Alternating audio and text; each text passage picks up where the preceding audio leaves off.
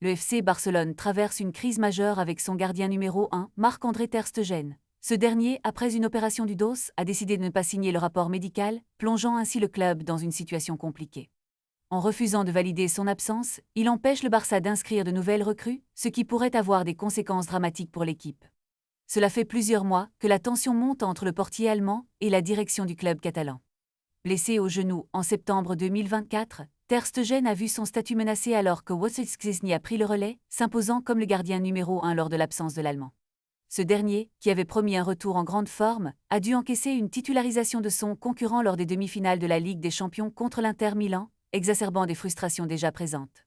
En réponse aux décisions du coach Hansi Flick, qui a choisi de titulariser Szczesny, ter Stegen a fait le choix de ne pas se rendre à Milan pour soutenir ses coéquipiers lors du match retour. Son comportement a été perçu comme un acte de défiance vis-à-vis du club. La situation a pris une tournure encore plus sérieuse avec son opération estivale, initialement prévue pour une absence de 4 à 5 mois. Pourtant, il a lui-même communiqué qu'il serait indisponible seulement 3 mois, compliquant ainsi le processus d'inscription des nouvelles recrues.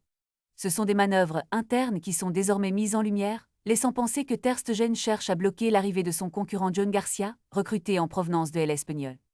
Le climat au sein du club est tendu, et les dirigeants envisagent même d'ouvrir une procédure disciplinaire contre leur propre gardien, estimant que ces décisions nuisent à l'équipe. Malgré cela, le FC Barcelone assure qu'il pourra tout de même enregistrer ces nouvelles recrues grâce à des contrats pour l'exploitation des places VIP.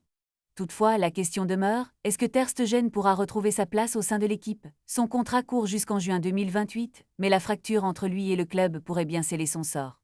Quelles seront les prochaines étapes de cette saga? Les supporters du Barça attendent avec impatience des réponses qui pourraient changer le cours de la saison.